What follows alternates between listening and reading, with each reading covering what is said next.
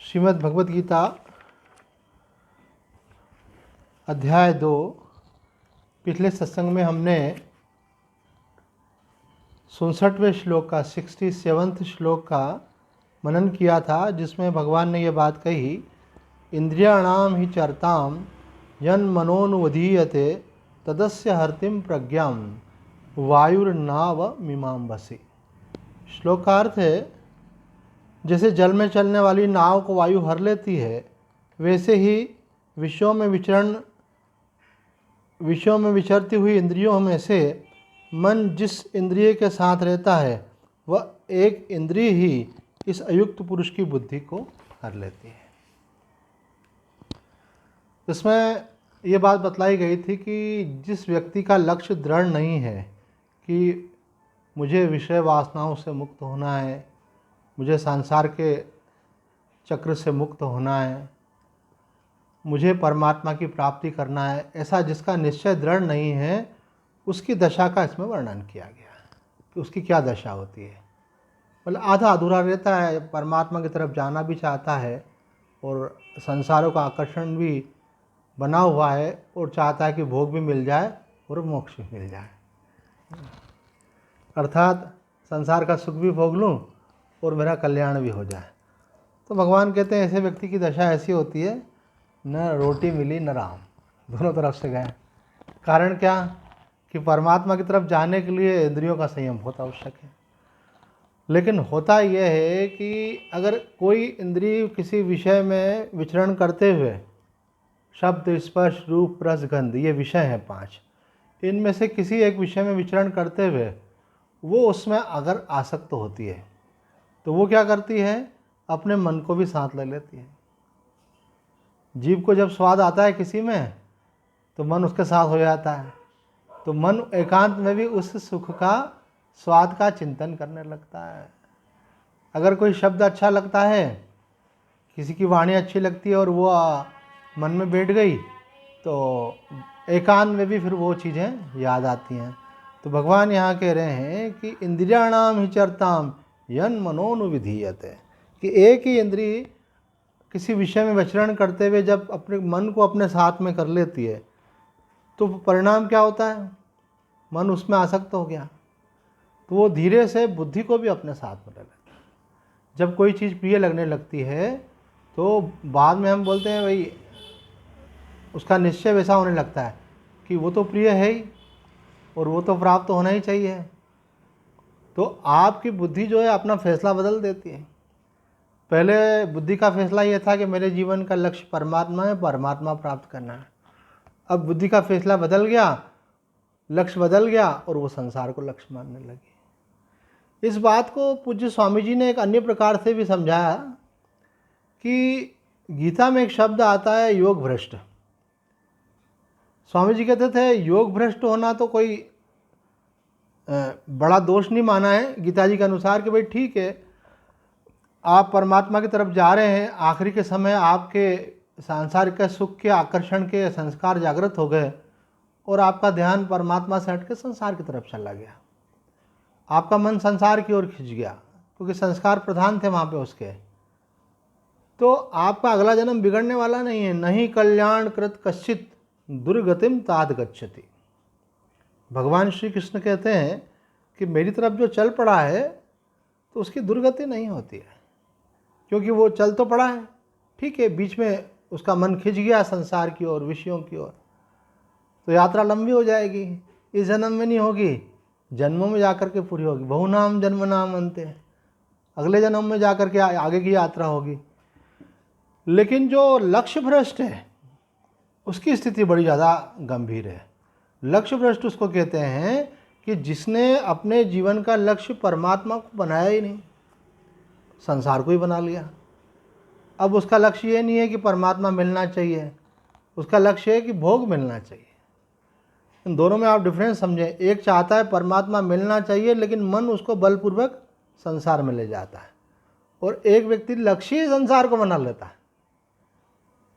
तो जब तक व्यक्ति सत्संग नहीं करता है, स्वाध्याय नहीं करता है, उसको इस बात की स्पष्टता नहीं होती है कि जो मेरी वास्तविक मांग है वो संसार से पूरी होने वाली नहीं है। आपको जिस प्रेम की अपेक्षा है वो संसार से मिल नहीं सकता, जिस सुख की अपेक्षा है वो संसार में आपको स्थायी रूप से प्राप्त नहीं हो सकता, जिस शांति की आप अपेक्षा करते हैं वो आपको जीवन की किसी भी परिस्थिति में निरंतर प्राप्त नहीं हो सकती, क्योंकि संसार स्वयं परिवर्तनशील है। तो आप पे कुछ शास्त्र इम्पोज नहीं कर रहा है, महापुरुष आप पे कुछ आरोपित नहीं कर रहे हैं, आपकी जो सहज स्वाभाविक मांग है उसकी पूर्ति कैसे होगी ये बतला रहे हैं। आपका जन्मजात जो आपका अंदर का आप देखेंगे तो मनुष्य मात्र के अंदर ये है कि मैं सुखी होना चाहता हूँ, मैं शांति से जीना चाहता हूँ, और सुख ऐसा नहीं चाहता हूँ जिसमें बाधाएं आए। तो उसकी पूर्ति कैसे होगी? उसी का नाम भगवान है, उसी का नाम आत्म साक्षात्कार है। वो कैसे प्राप्त होगी? तो भगवान ने बोल रहे हैं कि ये तब प्राप्त होगी जब आपकी इंद्रियां विषयों में आसक्त नहीं होंगी। अगर विषयों में आसक्त हुई, मन उधर खिंच गया आपका, तो धीरे से बुद्धि उसका पक्ष लेने लग जाएगी। बोले इसके बिना तो नहीं चलता, इतना तो चाहिए ही कम से कम। तो जब आप किसी बुद्धि का फैसला बदलने का मतलब क्या है कि आपके निश्चय में आ जाता है कि संसार की इतने अनुकूलता तो मुझे चाहिए ही, तो अब आप उस अनुकूलता को प्रदान कर देंगे। एक बार हमने पूज्य स्वामी जी से बात कही थी, जब हम विद्यार्थी थे, कि स्वामी जी मैं चाहता हूँ कि मेरा एक सेपरेट रूम होना चाहिए ताकि उसमें मैं बैठ कर के ध्यान करूँ, मुझे भाई बहन का किसी का डिस्टर्बेंस नहीं हो उसके अंदर ऐसे। तो स्वामी जी ने कहा कि तुम ध्यान करना चाहते हो तो उसके लिए शर्त क्यों रखते हो कि कमरा होना चाहिए? अगर तुम ये चाहते हो, ध्यान करना चाहते हो, तो ऐसा बोलो कि मैं ध्यान करना चाहता हूँ, लेकिन तुमने क्या शर्त रखी कि कमरा होगा तो ध्यान करूँगा। तो ये शर्त तुमको, मतलब ये है कि तुम्हारी प्रधानता किसकी हो गई? कमरे की। इसी प्रकार से कई लोग बोलते हैं मेरा स्वास्थ्य अच्छा रहे तो मैं भगवान का ध्यान करूं, मैं सत्संग करूं, मैं अन्य शुभ कर्म करूं, भगवान मेरा स्वास्थ्य अच्छा रखो ताकि मैं सब कर सकूं। कई लोग बोलते हैं भगवान ये पैसे वैसे का जो मानसिक दबाव है ये दूर हो, आर्थिक अनुकूलताएं हो जाएं तो फिर शांति से आपका भजन करें। ये तो अगर हो जाए तो मतलब ये आपने कंडीशन रख दी। तो आपको प्रधानता किसकी हो गई कि ऐसा होगा तो भजन करूँगा। तो यही गलती सबसे बड़ी है। इसका मतलब है कि भजन से ज़्यादा प्रधान क्या हो गया? आर्थिक अनुकूलता, स्वास्थ्य, रहने की व्यवस्था। होना क्या चाहिए? एक स्वामी जी के पास हम जाते थे, वो इस भजन को बहुत पसंद करते थे कि जिस देश में, जिस वेश में, जिस हाल में रहूं, राधा रमन राधा रमन राधा रमन कहूँ।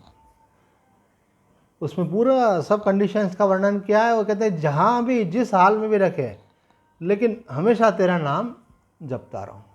तो साधक को ये बात समझना चाहिए कि उसकी टॉप प्रायोरिटी जो है वो, उसका लक्ष्य जो है वो परमात्मा होना चाहिए, वो सच्ची शांति होना चाहिए।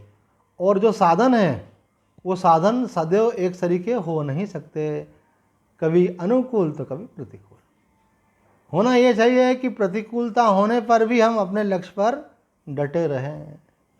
हनुमान जी जब लंका गए, लौट कर आए, तो राम जी ने पूछा भाई कि कैसा रहा? तो वो कहते हैं कि आपकी विस्मृति ही बाधा है और जहाँ आपकी स्मृति है वहाँ आनंद है। बाहरी बाधा को तो बाधा मानते ही नहीं। देखो एक बात निकल कर आ रही है यहाँ पे, इस पर ध्यान दें आप कि साधक के लिए बाधा क्या है और संसारी व्यक्ति के लिए बाधा क्या है। संसारी व्यक्ति के लिए बाधा लौकिक जीवन की प्रतिकूलता है, चाहे वो अर्थ की हो, चाहे स्वास्थ्य की हो, चाहे किसी प्रकार के वातावरण की हो, परिस्थिति की हो। ये संसारी व्यक्ति के लिए प्रतिकूलता है। और साधक के लिए प्रतिकूलता क्या है कि उसका भजन न हो।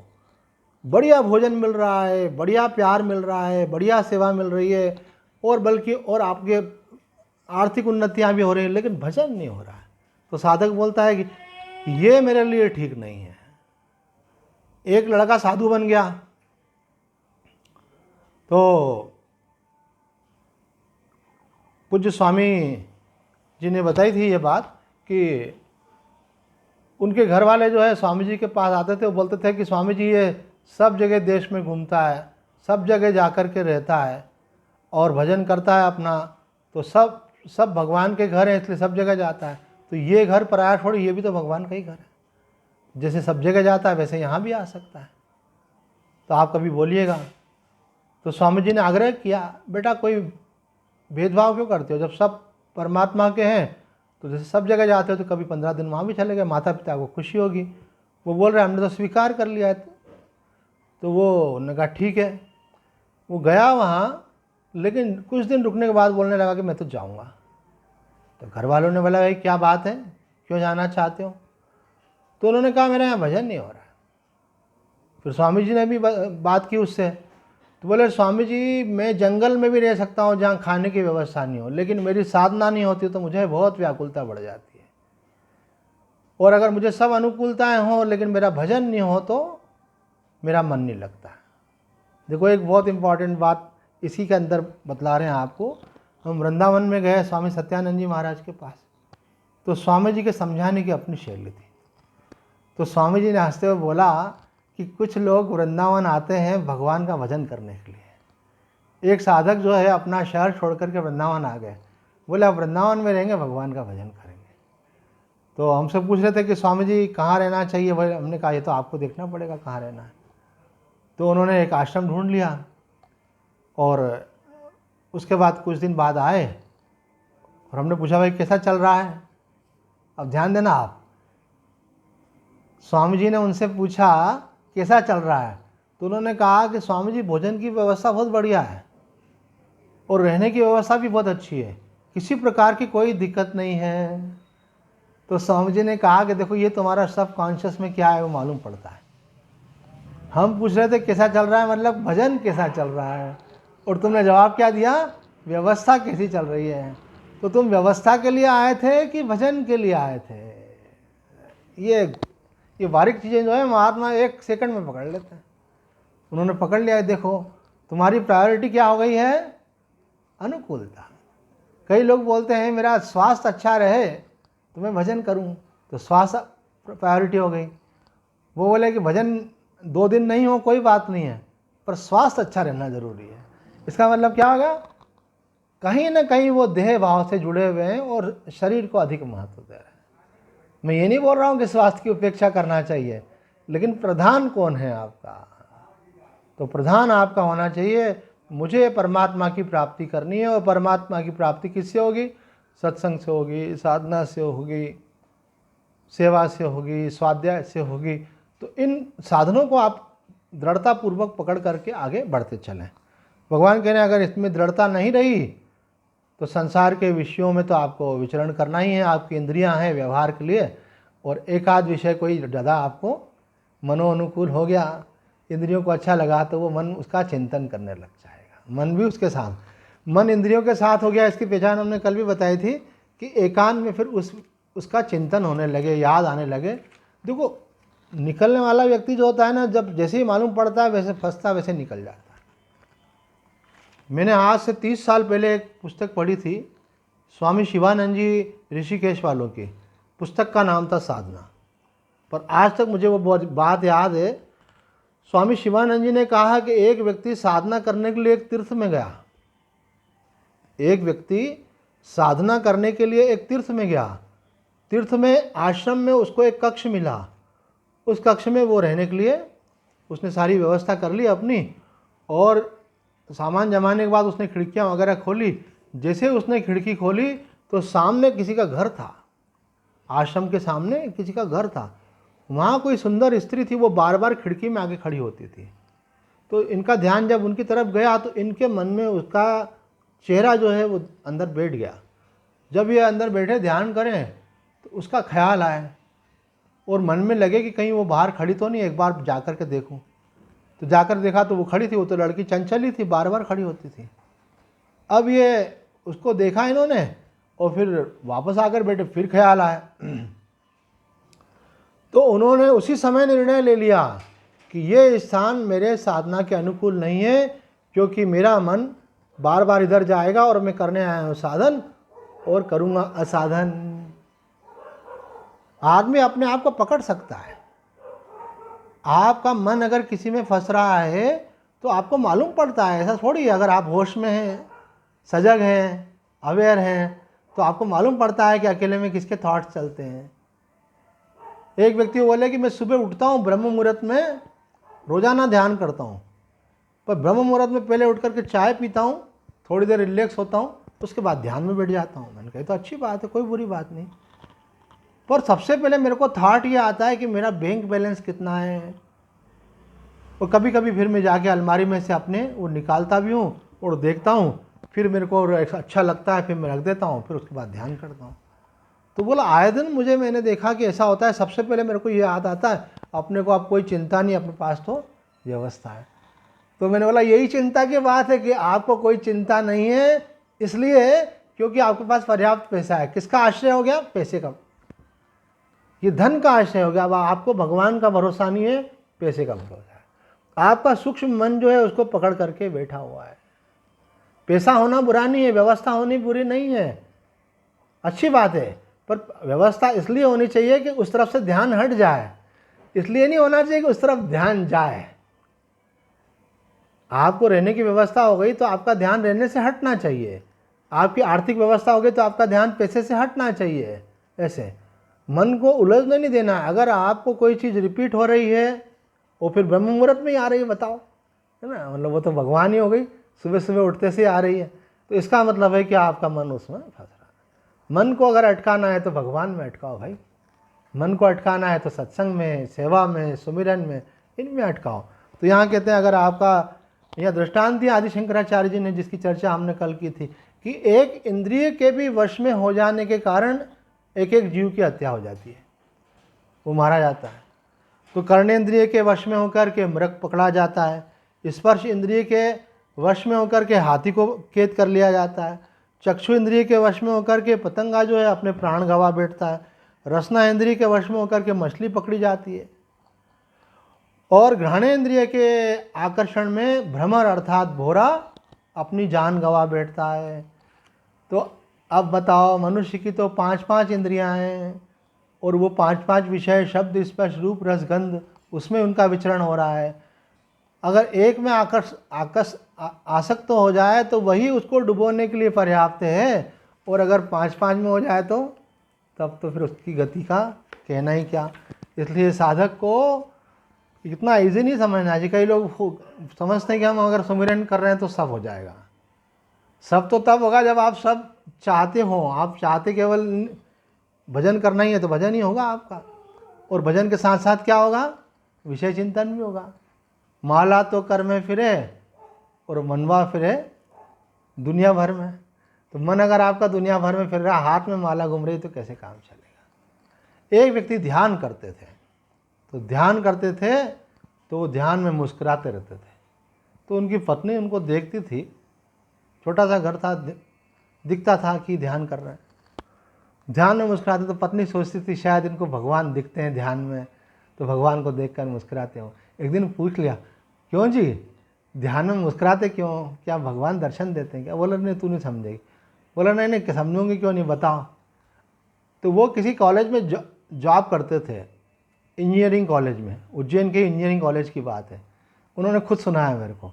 तो बोले मैंने वाइफ को बताया कि जैसे मैं कॉलेज जाता हूँ ना, तो जैसे फ्री पीरियड होता है ना, स्टूडेंट्स इकट्ठे हो जाते हैं और मुझे भी बुला लेते हैं। बोले आ जाओ राम जी, आ जाओ आ जाओ आ जाओ, और फिर जोक्स सुनाते हैं।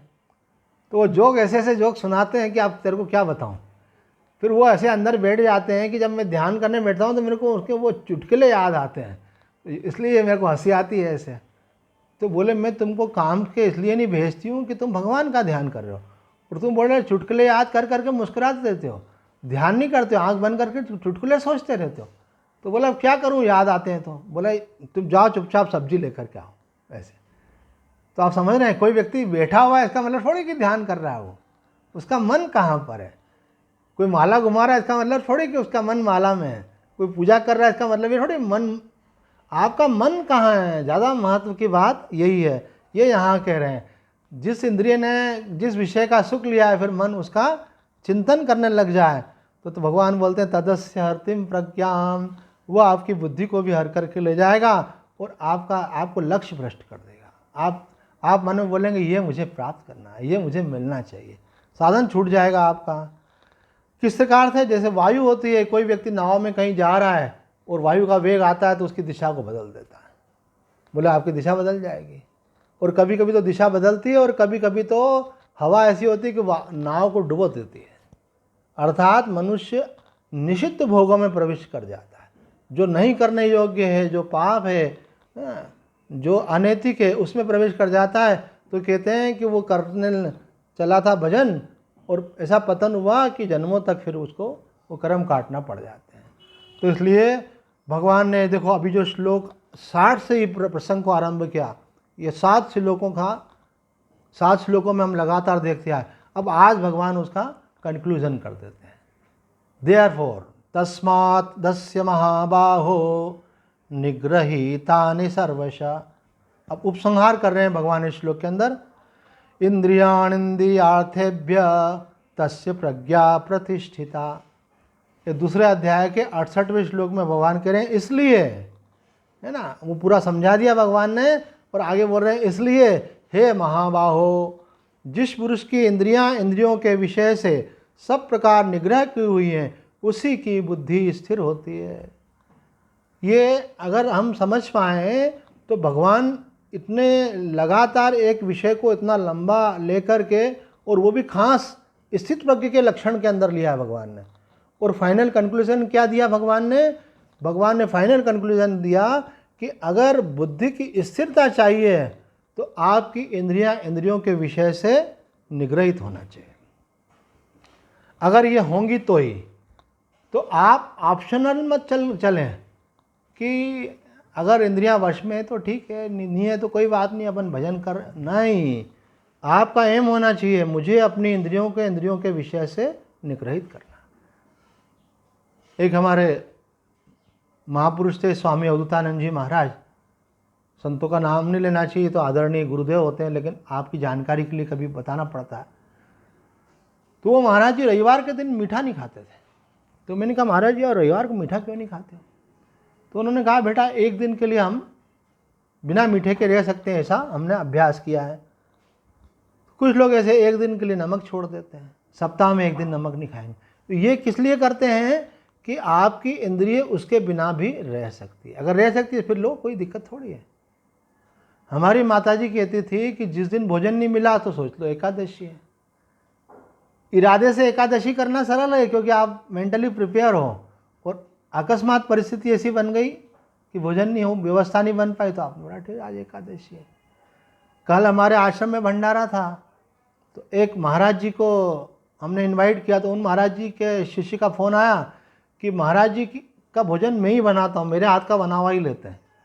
तो हमने बोला कोई बात नहीं भाई, महाराज जी को ऐसा पसंद है, आप ब्राह्मण बालक हो और महाराज जी का क्या आप ही बनाते हो तो यहीं आके बना लीजिए, ठीक है। तो उन्होंने सब महात्माओं का हमारा बनाया और ख़ुद का भी। और गलती क्या कर दी उन्होंने, क्योंकि पहली बार आए थे तो वो नमक की जगह पास में फिटकर ही रखी थी, तो सब सब्जी वगैरह में, सब्जी दाल सब में नमक की जगह फिटकर ही डाल दी। हाँ ये अच्छा किया है कि आटे में नमक डालने की जगह आटे में नमक नहीं डाला, चावल में नमक नहीं डाला, और खीर में तो डलता ही नहीं है तो उसमें तो शक्कर डलती है। तो जैसे ही खाना खाने बैठे, ओ ये क्या, सब बढ़िया, सब सजे हुए हैं, थाल खाने पीने के, दो दो तीन तीन सब्जी दाल सब पड़ी है, लेकिन सब के अंदर फिटकर ही डली हुई है। तो देखो महात्माओं की प्रतिक्रिया क्या थी ये बताना चाहते थे। महात्माओं ने कहा कोई बात नहीं है, आज भगवान चाहते हैं कि खीर का भंडारा हो। खीर भी बढ़िया बनी थी, खूब ड्राई फ्रूट डाला था, तो खीर खा ली, बोले खीर के साथ रोटी खा लेते हैं ऐसे। तो कहने का अभिप्राय ये है कि आप कभी कभी तो इच्छा से चीज़ों का त्याग करते हैं, कभी कभी भगवत योजना में त्याग होता है। तो जब भगवत योजना में त्याग हो, उसको आप प्रसन्नता से स्वीकार तब कर पाएंगे जब आपके मन में आग्रह नहीं होगा, आप स्वीकार कर लेंगे उसको। तो यहाँ कह रहे हैं कि आपकी इंद्रियां जो हैं, भगवान कह रहे हैं कि इंद्रियां इंद्रियों के विषय से सब प्रकार निग्रहित की हुई हों। अब यहाँ पे देखें आप, भगवान ने यहाँ पे जो तस्मात् शब्द का प्रयोग किया, अर्थात लास्ट में है कंक्लूजन, इसलिए हम जैसे अंग्रेजी में बोलते हैं देयरफॉर, फाइनल कंक्लूजन। भगवान क्या कह रहे हैं? Final conclusion. और फिर प्रेरित भी कर रहे हैं, हे महाबाहो।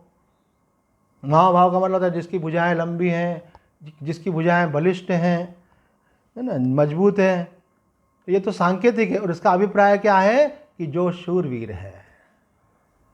देखो भगवान हमको एक शैली में समझा रहे हैं, ये हमको भी समझना चाहिए कि समझाने की शैली क्या होती है। किसी व्यक्ति को कंडेम करके आप उसको किसी अच्छे कार्य में नियुक्त नहीं कर सकते हो। आप उसकी पॉजिटिव ऊर्जा को जगाओ, क्रिएटिव एनर्जी को जगाओ। वो जगेगी कैसे? तो उसके अंदर जो सद्गुण है उसकी प्रशंसा करो। भगवान बोलते तू तो महाबाहो है, अर्थात तू तो शूरवीर है, और था भी शूरवीर।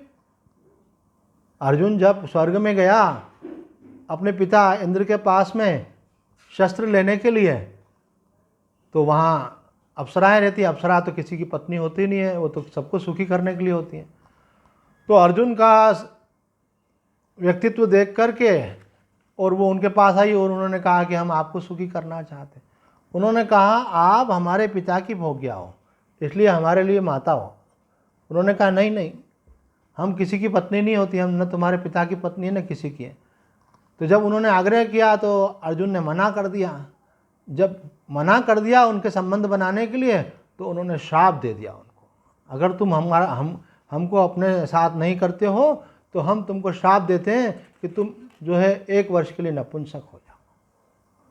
तो अर्जुन ने श्राप स्वीकार कर लिया, लेकिन संयम का त्याग नहीं किया। संयम का त्याग नहीं करना मतलब अपनी इंद्रियों पर विजय, ऐसा संयम ही था अर्जुन। इसीलिए उनको कहा गया कि महाबाहो। तो भगवान बोल रहे हैं तेरे अंदर तो शूरवीरता है, इसलिए तू अपनी इंद्रियों को अपने वश में करने में समर्थ है, और इसलिए तू जो है उस परमात्म तत्व में स्थित हो सकता है। अब यहाँ सर्वशः पद दिया है, इंद्रियाणि इंद्रियार्थेभ्य निग्रतानि सर्वशः। तो सर्वशः का अभिप्राय ये है कि साधक को जिस समय विषयों में विचरण कर रहा है तब तो इंद्रियों का निग्रह करना ही है, लेकिन जब एकांत में बैठा है तब भी उसका ध्यान विषयों की तरफ नहीं जाना चाहिए, तभी वो ध्यान परमात्मा में ठीक ठीक लग पाएगा।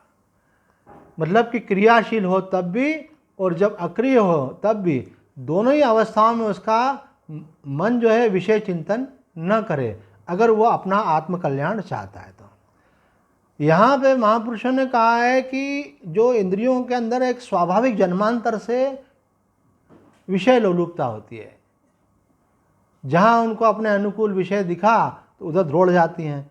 तो विषयासक्ति का जो स्वभाव बना हुआ है इंद्रियों का, उसको जो है बलपूर्वक नष्ट कर देना चाहिए।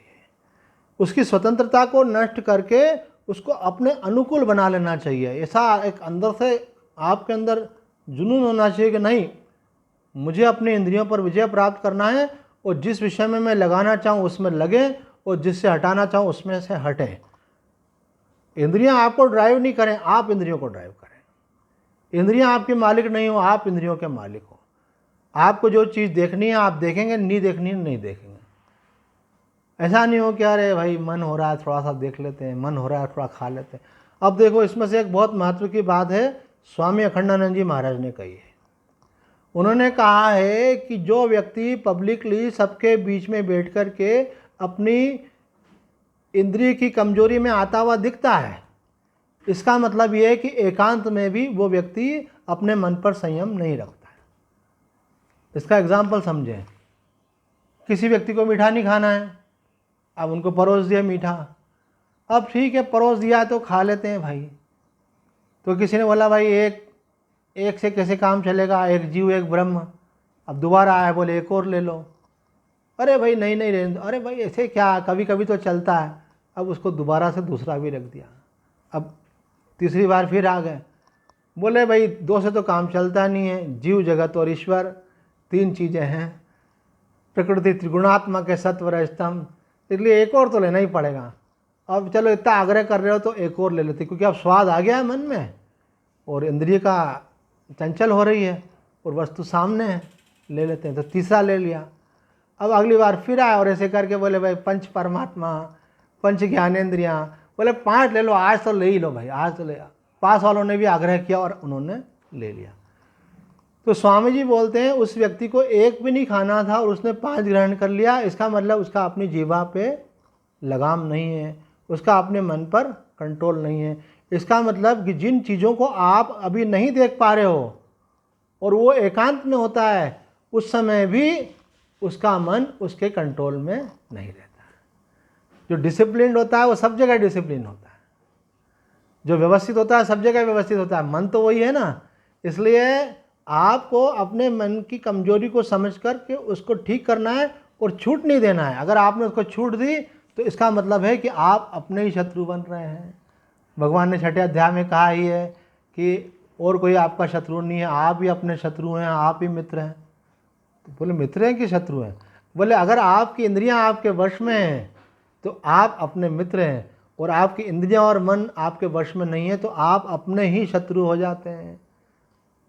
जैसे डायबिटिक पेशेंट ज़्यादा मीठा खा ले तो अपना खुद का शरीर बिगाड़ता है, अपना दुश्मन बन जाता है। इसी प्रकार से जो साधक है इंद्रियों के भोगों में आसक्त हो गया, उसको बीमारी भले ना हो शरीर में, इंद्रियों के भोगों में आसक्त है, इसका मतलब है वो अपना ही शत्रु है। वो लक्ष्य की तरफ नहीं जा रहा है बल्कि विषयों की तरफ जा रहा है। तो कह रहे उसको पूरी तरह से हटा दो, मन में थोड़ी सी वासना भी मत दो। भगवान बोल रहे सर्वशः, पूरी तरह से।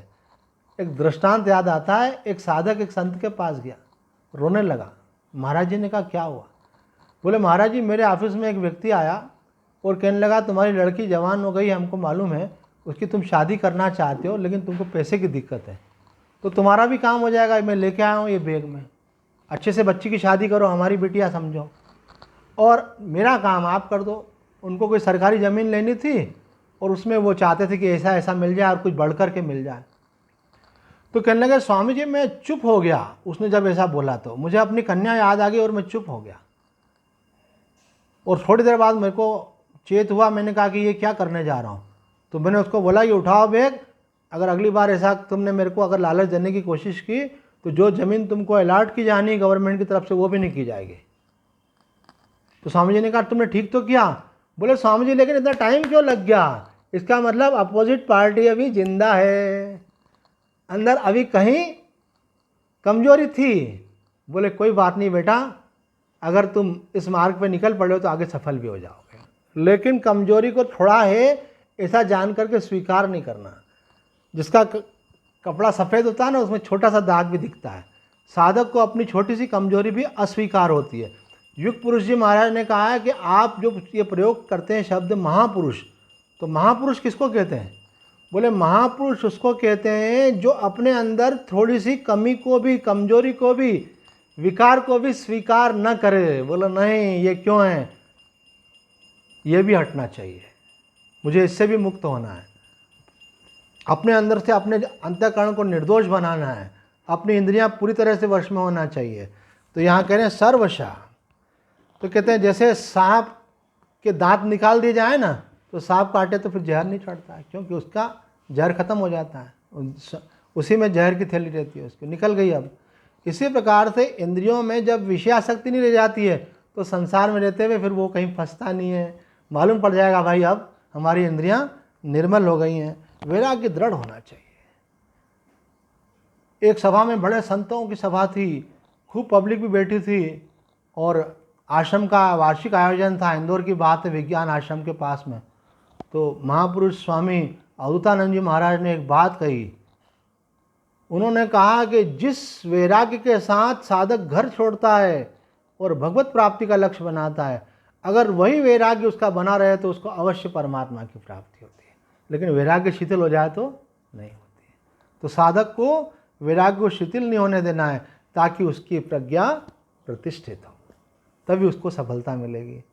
तो आज इतना ही कहकर अपनी वाणी को विराम देते हैं। ओम पूर्णमद पूर्णमिदं पूर्णात् पूर्णमुदच्यते पूर्णस्य पूर्णमादाय पूर्णमेवावशिष्यते। ओम शांति शांति शांति। हरि ओम तत्सत। अब ऐसा है